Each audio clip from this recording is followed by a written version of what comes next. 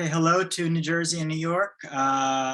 So happy to, my name is Chris Michael from EOT Advisors. So happy to present to everyone here the world exclusive premier video interview with Preston Martin of Bicycle Technology, founder of Bicycle Technologies International, which is, I think, possibly the country's largest employee ownership trust by our estimation. He's beaming in from Santa Fe, New Mexico. Hi, how's it going, Chris?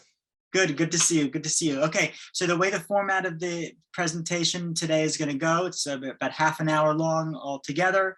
Then we'll cut over to live Q&A via Zoom and the link above.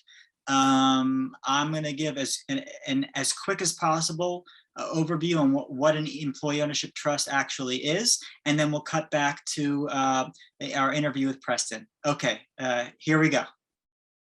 So again, everyone, my name is Chris Michael from EOT Advisors. It's always an honor to present at State Employee Ownership Center conferences and the National Center for Employee Ownership Conference. I have to say that I have a special affinity for the New Jersey, New York Center for Employee Ownership for a number of reasons. But one of them, one of the top reasons is that I'm from New Jersey and New York. I was born in New York City and raised in New Jersey. And Bergen County and Teaneck, New Jersey in particular, although I do live in New York City now. I'm the founder and managing director of EOT Advisors. So we've helped to really put the Employee Ownership Trust on the map in the United States in the contemporary period. We're the only EOT shop in the dedicated EOT shop in the country.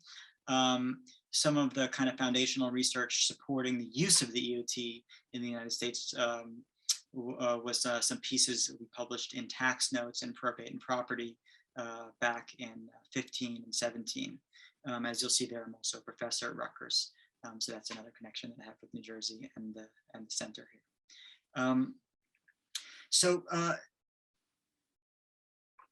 Very excited about getting us as quickly as possible to the interview with Preston Martin.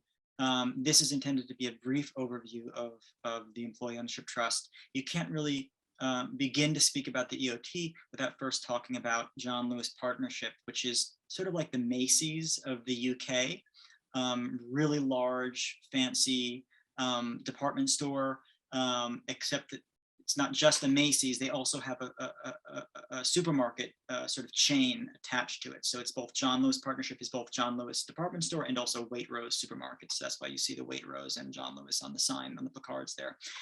These are some pictures from their annual end of year meeting where they announce the annual profit share as a percentage of compensation. So everybody at those events is getting an 11% or 17% in the top right year-end bonus as a part of their EOT profit share. It's the largest and oldest EOT in the world. It has currently about 83,000 employee owners. Everybody at that company is an employee owner from day one, although that's not a requirement to do it that way. But at that company, they choose to make employees owners on day one. They did 14 billion in 2020 revenue. They've been employee owned for almost 100 years. They transitioned to a partial EOT in about 1929, and they went to full 100% EOT ownership in 1950. And I should also add that, so EOTs since that point and moving forward have always been the mainstream form of employee ownership in the United Kingdom. It's the US that went down the ESOP path, but the UK has been and continues to be a place where EOTs are the main structure, main approach to employee ownership. So what is an EOT? An EOT is a trust that holds some or all of the shares of the company on behalf of most or all of the employees of the company. It's just like an ESOP in the sense that all of the things that make something employee owned are there. Right? There are three main components to employee ownership. Are you sharing the financial rewards of the company? And these are agreed upon nationally, internationally, for 150 years. If you're talking about employee ownership means these three things. It means you're sharing the financial rewards of the company, be that profits, gains, that the corporate governance at the highest level of the company has a mandate to act in the best interests of the employee owners. And then finally, that it's a great place to work, that there's a really wonderful culture at the workplace. So the ESOP has all of these things, and the EOT also has all of these qualities. The difference, though, is that an EOT does not have the share accounts, the per employee broken out individual employee share accounts that the ESOP has. And so all of the differences really between an ESOP and an EOT, if you can keep in mind this fundamental difference, I think you can kind of almost figure out the rest of the differences. So because an EOT does not have individual employee share accounts where you're looking to buy an employee's shares back when they retire, it's not a retirement plan, right? ESOP is a regulated retirement plan, EOT is not. An ESOP, because it's a regulated retirement plan, has some tax differences that allow it to act as a tax shield. You have to pay taxes at the end of the day, but those taxes are deferred. With an EOT, you don't have any special tax shield difference. At the same time, an EOT is not regulated under ERISA. EOTs are regulated under state trust law. EOTs aren't, because you're not looking to repurchase shares in any given year, there's no need for an annual evaluation. Again, you're not looking at worth repeating, you're not going to be repurchasing employee shares, so there's no future schedule of repurchase obligations. In good years, you reward employee owners with profits. In bad years, if there's no extra profit sharing that can be done in any given year, then there's no profit sharing done in that year. You can decide year by year how much to share with the employee owners. Likewise, it's not a regulated retirement plan or ERISA plan. There's no need for a third-party administrator with an EOT. One way to think about it, if it's helpful, is that EOTs are employee ownership, but without the ESOP piece.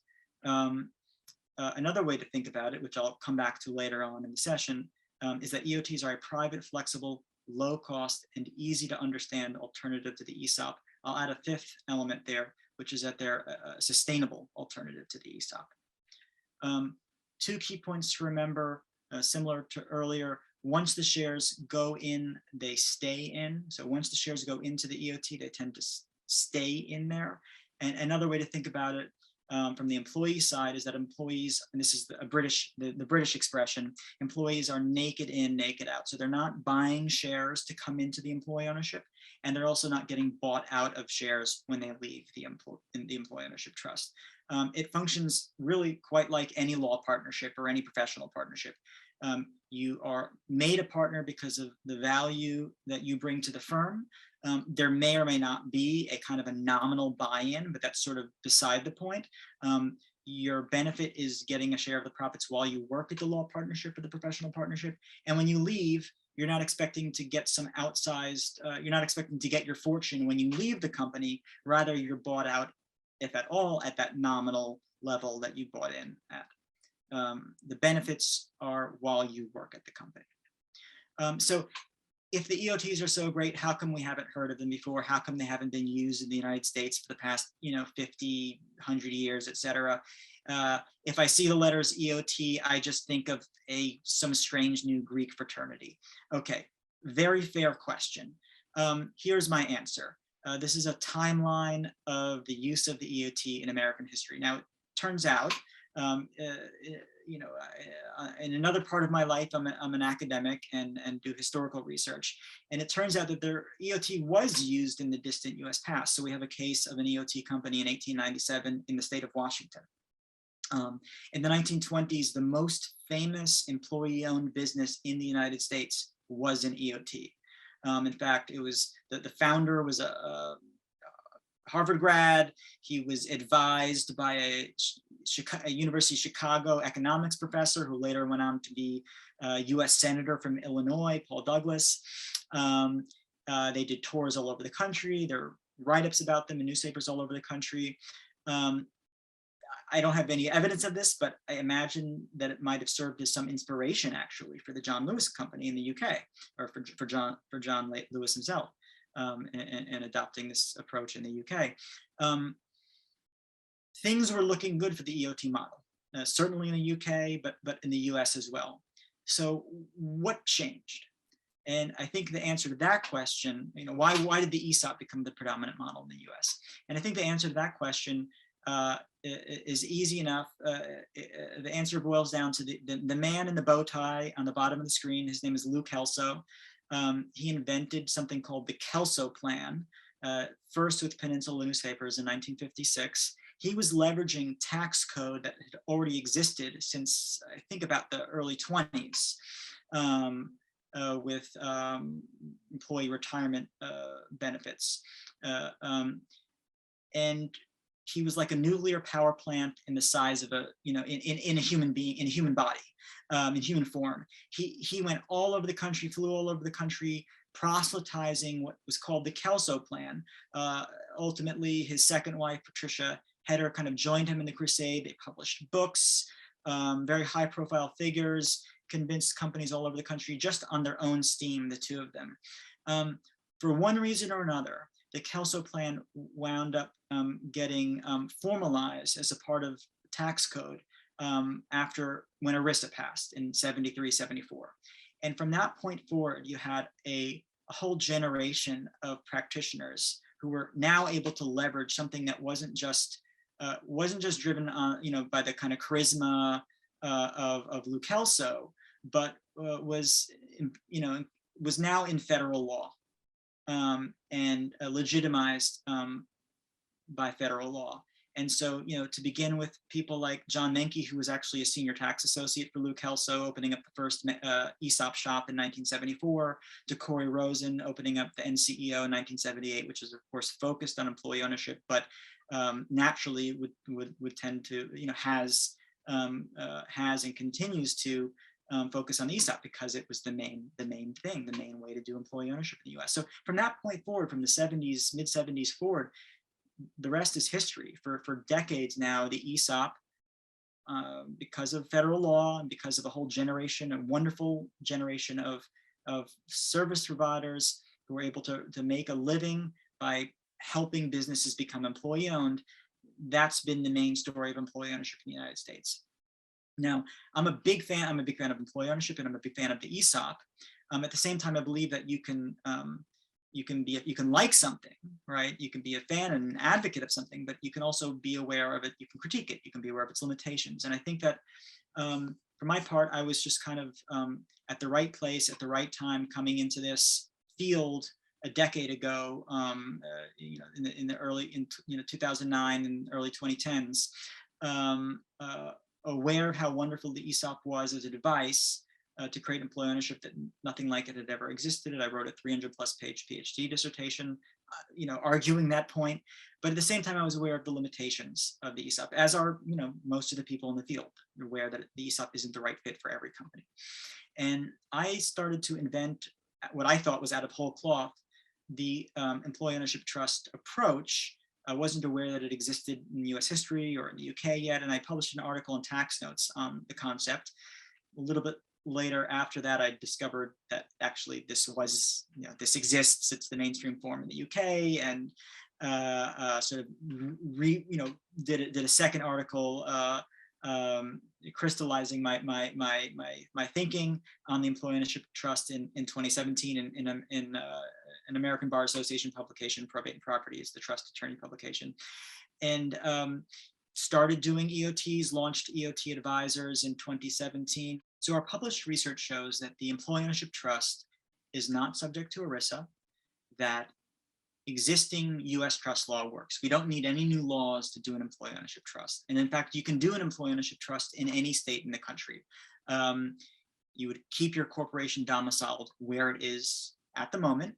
And if trust law in your state is not perfectly ideal or perfectly suitable for the creation of an EOT, you would simply use another state's trust law to create the trust. I mean, this is extremely common, for example, with family trusts. You live in New York, you live in New Jersey, but you might want to use trust law from Delaware or New Hampshire or something like that. My only minor contribution, if there is any, is to note that there's been a development in trust law in the last 20 or 30 years, something that didn't really exist in the Anglo-American tradition, in the 1,000 years or so of that we've had trust law. Since 2004 in the United States, you can now create a trust for a purpose. Trusts do not any longer have to have human beneficiaries. You might recall the Leona Helmsley case with the trust for her dog. There's more to talk about there, but for the moment, we can say that you can now have something called a non-charitable purpose trust, where you identify a purpose as the overriding goal of the trust, and human beneficiaries, if there are any, can be made secondary to that purpose. And so, for example, adapting this concept to the context of employee ownership, you can decide now whether or not you want to have employees as legal beneficiaries with standing to sue. You can create your own customized enforcement mechanism that doesn't rely on the employee owners themselves being the beneficiaries entitled to sue the company or sue the trust, I should say. And you can thereby minimize litigation risk. So we launched in 2017. EOT Advisors is the first financial advisory and investment banking firm in the country focused on assisting business owners selling to an EOT. We work in all 50 states. We provide a one-stop shop for EOT. So we do the structure of the transaction, we design the employee ownership, we help provide legal forms, and we also do valuation, point you in the right direction on ownership culture and get you to a close, okay? We've worked to date, we've worked on about 15, closed about 15 US EOTs. We've worked with every US EOT in the contemporary period. We're on track to get that number up to 20 by the end of this year. And I think the future is very bright at this moment for EOTs. Here are some representative clients. You see BTIs in the upper left there. We've done some video interviews with Optimax, with Padas and Associates, more video interviews on the way. So what are the deal characteristics for an EOT? So typically, these are not requirements or limitations. I've done EOT transactions where the enterprise was down to, between, just a little north of $1 million. And I've done EOT transactions that were significantly above the range on the screen there. But the kinds of companies that I'm finding are coming to me to ask about EOTs or who have become my clients tend to have enterprise values in the range of $10 to $20 million. Typical workforce size in the range of 50 to 100 employees. And again, these aren't requirements. Some clients have been down to just a dozen employees. Other clients have been up to the hundreds of employees, and working with a company now that's in the thousands. But this is the typical company coming to speak with me tends to be in that 50 to 100 employee range. Typical time to close is about 6 months. Again, this is not, a hard, there's flexibility here. I've closed an EOT transaction in under 2 months on the one end, and I've taken up to 1.5 years in another case where we were just, really taking our time with the transaction and making sure every single detail was exactly to specification. But 6 months feels like a nice, I don't know if I'd say leisurely pace, but a very comfortable pace to complete an EOT transaction. So what are the advantages of an EOT for the seller? EOTs are private, flexible, low cost, and easy to understand alternative to the ESOP, and I'd add a sustainable alternative to the ESOP. EOTs are private. So when you do an ESOP transaction, you're going to be sharing first of all, it's a quasi-public transaction with Department of Labor oversight. You're hiring a trustee, you're giving that trustee money to hire an attorney, to hire a valuation firm, and then you're now bargaining with the trustee that you just hired and with their attorney and with their valuation person. You have to involve probably about 6 or 7 firms, all to help you get through the ESOP transaction. Each firm probably has a number of representatives from each firm. So it's not uncommon when you're doing an ESOP transaction to have 20 people on a call. Fleshing out how the ESOP is going to proceed. EOTs couldn't be more different. With an EOT, I'm getting you there A to Z, soup to nuts. I'm the only person that you have to hire. In my experience, when I set out to do EOTs, I wasn't thinking privacy as the main concern, but more and more with business owner clients of mine, I'm noticing, it makes sense that what a value people put on privacy. For most of my clients for the last 20 years, the only people that have seen their books has been them and their CPA. That's it.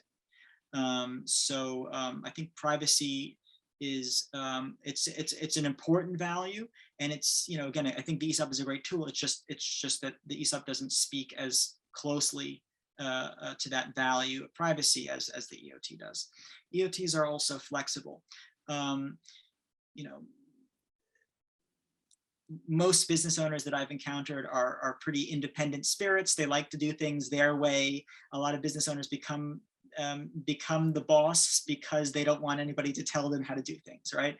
So, again, as great a tool as the ESOP is, there's a kind of, it's a retirement plan. There's no getting around that. There are a set of sort of options that you have when it comes time to structuring an ESOP. And there's not, there's some variation, certainly. There's certainly a good amount of customization that can be done with an ESOP, but with an EOT, it's just really wide open. It's an extremely flexible tool. I mean, you have companies that adopt an EOT and want equity compensation, equity sharing to be a big part of the EOT. So notwithstanding everything that I just said earlier in the presentation about EOTs and the shares going in and staying in the EOT, you can always layer on equity compensation programs, broad-based equity sharing, broad-based share ownership. You can always add that onto the EOT on top of it, right? So if you want to do broad-based stock options, if you want to have a phantom stock plan, if you want to do actual shares outside of the EOT, you're not limited to that. You're not limited to a purely profit-sharing approach to employee ownership. There's lots of flexibility. And you can see that in the different clients that we've worked with in the past. And you can also see that in the UK as well. Low cost EOTs it's still somewhat in flux pricing around EOTs, but it's at the moment looking like EOTs are coming in at about 20% of the cost of an ESOP to implement, and about 20% of the cost of an ESOP to maintain on an annual basis. EOTs are also easy to understand. It's easy to understand for you as the seller. You don't have to spend a year and a half learning what ESOPs are in order to create employee ownership at your company. Again, 6 months on a fairly sort of even basis, meeting every couple of weeks, will get us to an EOT. It's also easier for the employee owners to understand. Everybody understands a profit sharing program. And you don't have to train employees on what it means to have share accounts, and what it means to value the company's shares. By default, again, there's flexibility here, but by default, an EOT would involve a profit sharing program and annual bonuses. So as great as all of these advantages are for the EOT, I think that there are a few additional points to mention in the current climate. One is that fewer sellers to an ESOP are using the 1042, the famed 1042 tax deferral option. So from the seller's perspective, that's the real benefit to doing an ESOP. It's that you get to defer taxes, invest the sale proceeds in the stock market, and get the appreciation on the tax on what would have gone to the tax collector. And when you sell the stock, you still have to pay taxes, but you get to defer capital gains for a period. Fewer sellers are using that option for a number of reasons. Some sellers prefer to invest in, for example, real estate, which is not operating companies. Other sellers might be interested in international securities. There are a host of reasons. They might also not be interested in the complexity, the added complexity. There are a host of reasons why sellers aren't using 1042s on ESOP transactions, but the fact of the matter is that only about a third of sellers even use the 1042 on ESOP transactions. Another important thing to note is that private equity firms are more and more targeting lower middle market businesses. So all the business owners that I speak with, they say they're getting a call every day from a private equity firm or an investment bank, with bids or offers to buy them out. That's relevant for us in the employee ownership community, because it now means that ESOP, privately held ESOP companies in the lower middle market that would simply not have been on the radar for private equity firms, for corporate conglomerates, are now on the radar. And because of ERISA rules, because of the requirement or mandate, or requirement, I should say, that ERISA trustees consider consider offers for purchase of the business, and there's even a requirement that if the offer's good enough, that they might have to sell the ESOP out, even if the employee owners don't want that sale to occur. There's a real concern that if your goal is to not necessarily create employee ownership forever, but at the very least to have some kind of sustainable employee ownership program that might last at least a few decades, let's say. That's not necessarily an imminent threat. It really depends on your company, your industry, what's happening in the market around you. But it's a real concern at the very least that ESOP companies are being bought out. And so if your goal is to create sustainable employee ownership, then again, an EOT is something that you might want to think about. Another factor here is that unfortunately, there's been more ESOP litigation in recent years. That's a burden that I think not many people want to have to contend with. Again, I think litigation risk is minimized with the EOT, and as a result of the increased litigation around ESOPs, ESOP costs have gone up. And again, EOT, that again points to perhaps doing an EOT. So that's it on my presentation. Here is my case study slide for Bicycle Technologies International. You can see the warehouse there. You can see the inside. You can see some bikers, and they're based in Santa Fe, New Mexico. And don't have to do anything more here because we're going to turn it back to our interview with Preston. First of all, I'd like to thank you so much again for being here for this world exclusive interview with you as founder of the largest EOT in the United States, Bicycle Technologies International. And I'd like to start off the interview by asking, just kind of your origin story. What was the founding origin story of BTI? I know, of course, you had a partner originally. Tell us some of that. Right. BTI started in Ashland, Oregon, fresh out of college, bike racing, and thought, wow, bicycle suspension is taking off right now. We're going to do bicycle suspension service. So me and my partner fixed up my garage with its dirt floor and basically renovated the whole shack into a space where we could do our repairs and also warehouse parts. And that was the beginning of our distribution company, BTI, Bicycle Technologies International. So that was 1993 in Ashland, Oregon. Then we moved to Santa Fe, New Mexico in 1996. And then what brought about that move? Was that like a personal lifestyle decision for you and your partner to move down there, or was it a business decision? Or it was a combination. We were looking for a more centralized location for the company to operate, somewhere with longer riding season, and not to mention the great weather and great food in the Southwest. Right. Awesome. And then tell us about the company's growth over the years, since the founding and since the move. I mean, how have sales been? How has your distribution network grown over the years? Wow, it's been perpetual growth since we started. The move to the Southwest was really helpful for the company to become established with shops all across the U.S. and not just the West Coast. We ended up adding a second warehouse in Sparks, Nevada in 2017, and that gave us one-day shipping into the whole West Coast. So yeah, our business has only blossomed, especially in the West, and we'll continue to look at opportunities for expansion and with more warehouses. Oh, fantastic! And we're heading into talking in a few minutes about your employee ownership trust.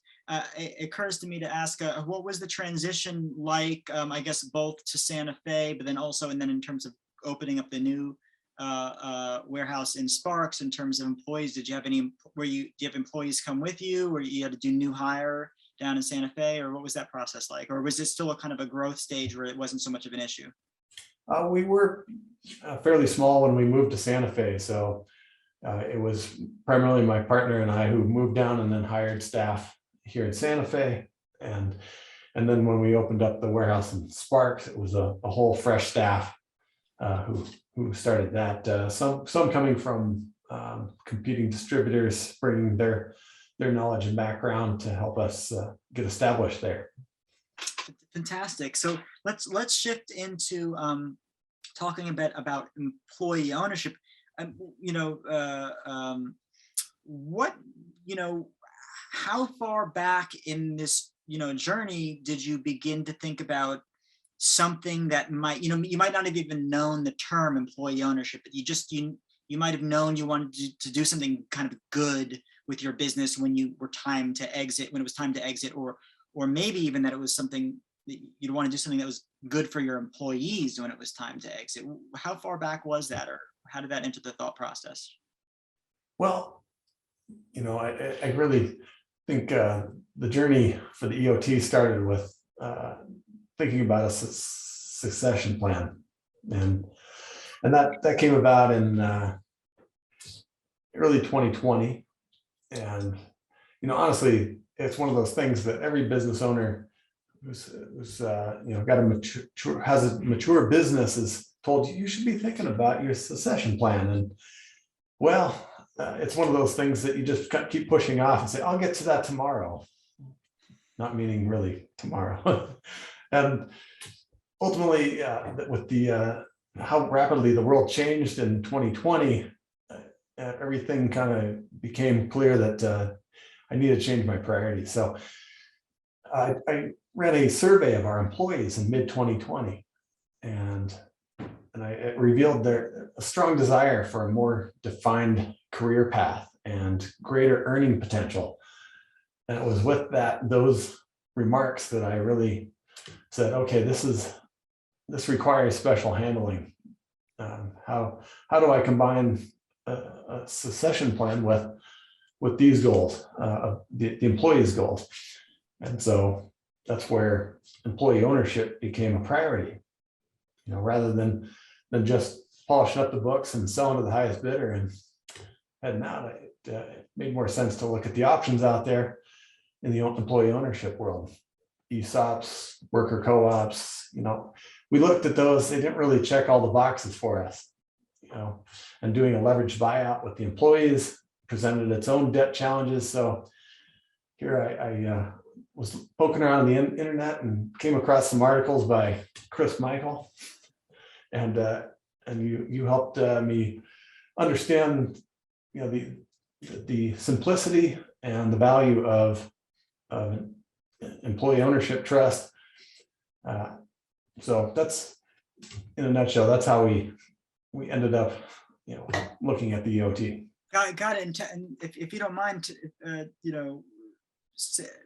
saying a few more words about some of the other options for employee ownership. I mean, this is clear that you wanted to do, you wanted to exit the business. At the same time, it was, you saw this desire on the part of the employees to have opportunities for growth within the company and for more earnings within the growing their salaries inside of the company.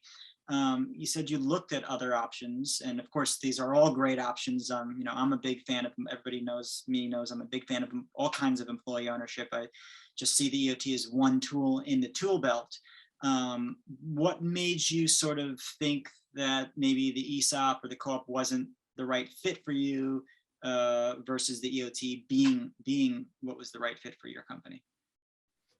Well, the ESOP was probably the best known, and I was fairly certain that would be the direction we might go. And at the end of the day, I did interview several ESOP attorneys who could help provide those services, and came to understand the cost structure and the number of people involved, and the annual requirements to maintain an ESOP. And it just became clear that the formula wasn't right for our company. Alternatively, worker co-ops, another interesting model. It really, to me, spoke to a decentralized decision making that kind of wasn't exactly what we wanted. We wanted a strong management culture that still encouraged individual achievement amongst the employee owners. And so that's why we ended up going towards the EOT, which really does keep that emphasis on the current management structure, keeping that largely unchanged, but bringing in more of a voice for the employee owners, the members of the trust. That's perfect. One other thing that you said before, in prior occasion, is just the kind of the difference between the ESOP approach to employee ownership, which is, ESOP is a retirement plan, versus I keep saying the default mode of structuring financial rewards in an EOT, because EOTs are so flexible, you can do it different ways, but the default mode of structuring financial rewards sharing in an EOT is through profit shares. So if you could speak a little bit about your thoughts about that. Well, the ESOP, like you said, is a retirement program. So the company would give the employee a share in the company, and then when they leave the company, they're able to cash out, and it depends on how well the company performed as to whether they actually gained or lost when they leave the company. Our big challenge there was, we didn't want to basically incentivize an employee to leave. An ESOP is giving the employee a reward only at the point that they depart the company. And so when things get rough, in a year where things aren't going great, when your cash might not be that great, it's not a good time for employees to leave, but that's exactly what might happen under an ESOP. It's an interesting point that you raise, and I don't hear that discussed very often in the employee ownership community about the kind of the possible sort of it's clear on the one hand that ESOP companies tend to have lower turnover than the typical company, but it is curious to think about what the potential effects might be of having that incentive of the buyout for individual employees, and what effect that might have on turnover, and whether or not it might look different in an EOT context. We'd have to look at data from the UK, and over time, as we have more EOT companies in the US, we'd have data that we can use here as well. Now I want to talk. I know that a part of your idea of bringing in the EOT and transitioning to EOT ownership was precisely your aspirations for BTI to continue to really grow quite strongly in the future. And so let's get to that in a moment, in a moment or two. But before we get to those kind of sort of future plans for BTI, just if you could share a few thoughts or experiences over the last year. You guys transitioned at end of year between 2020 2021. How is it? It's been about a year you've had the EOT in place. How has it been since the transition? Right. It's November now. We started in January of this year, and we made an announcement, first day of the year when everybody's back from New Year's break, and surprised the heck out of everybody. That was not something that I had prepared anybody for, but well received. The employees were full of questions naturally. How does this work? What are the benefits? And explained it's a perpetual trust model.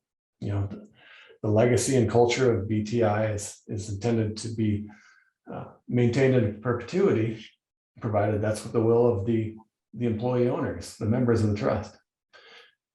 In return, the members are partaking in the profits each year. That there's a formula that we use to split up the profit between reinvesting in the company and in profit sharing. And so the employees have received it well. How has business been? How is the kind of has the any particular experiences with the employee, with the employee owners, the members? since the launch, so to speak? Right. I think what I'm seeing is a lot more engagement with the employee members they're asking the right questions about our expenses, about how to increase sales, improve margin. They generally care about the bottom line in a way that, they did before, but now they're very tuned in now, so to speak. Good. And will you be announcing just very short term, will you have, well, I know, of course, the company's gonna be paying off the note for a number of years because it was seller financed. You financed the transaction yourself. Are you gonna be doing a little profit share for this year to kind of get things going? And what do you expect that to look like, or plans for that? Correct. So for 2021, we're on a fiscal year that runs through December 31st, and therefore we wait until our financials are completed, and then we issue profit sharing checks, form of a bonus in the spring, and the employees, of course, they might have been used to seeing something in the December timeframe from the company in the past, and so this first year, this transition year, we're going to keep some of the bonus in December, and then the remainder will come out in the spring. So. Yeah. Awesome. And so then getting back to the sort of the issue of sort of, BTI's future and your kind of plans, in the design phase of putting together the EOT, how do you think about the future growth of the company, even beyond your involvement with the company and the EOT, how those things work together? Right. Well, like I said earlier, we're more interested in encouraging individual achievement over, just, top-down control. And so I'm really excited about, the new engagement I spoke of, but really it's the management here that is keen to make sure that the values behind the employee ownership trust are understood, not just by the members, but by the whole company, that this is a different type of culture they're working in now. And that DIY spirit, do it yourself, is now kind of percolating through the pores of the company. BTI's innovations over time have occurred internally, that, we are one of those companies who doesn't always hire out just to accomplish every task. We like to do it ourselves. So we have our, a broad IT department that solves problems on the go. Our marketing department takes its own videos and photography. We're Seeing very those are pretty cool, actually. You got a lot of content out there. That's right. Yeah, and so the EOT dovetails really nicely with BTI's #1 core value, which is take care of each other. We're really concerned not just about the coworkers, but also our customers, our vendors, and the community at large. We're trying to make sure that this company is going to be around for the long term, creating jobs and wealth for our community, and as well as obviously the members of the trust. That's a good point. I think I love that for us to we'll have to do more of these, record more of these discussions for the future. We're limited in our time for the New Jersey, New York conference, but that might be a good point to end on, which is that although, of course, employee ownership is the core at the core of all of this, I feel like every time I call you, you're like, on the way to some big bike giveaway for kids or something like that. So if you could talk a little bit about how some of that kind of community give back element kind of can stay with BTI. Well, it's interesting that you mentioned that, because as part of developing the EOT, we also developed a nonprofit called Bicycle Harvest. And and part of the annual profit sharing formula includes not just reinvestment and a share for the employees, but also part going to our nonprofit. Part of the profits are reinvested in this nonprofit to help build our community, not just in Santa Fe, but around the state and other areas where BTI has a presence. So one of our programs, Free Bikes for Kids, in its first year, collected and repaired over 1,000 bicycles donated all over the state. We also do Cranksgiving, a national program that collects food on bicycles, donates it to the local food banks, and that's been around for over 20 years now. Awesome, Preston. That's just amazing stuff. Thank you so much for agreeing to participate in this interview and this event, the New Jersey New York Center for Employment Conference. Thank you so much. And we're going to move to live Q&A right now and invite everybody to click on the link on the top of the page there. Okay, see you guys in the Zoom meeting.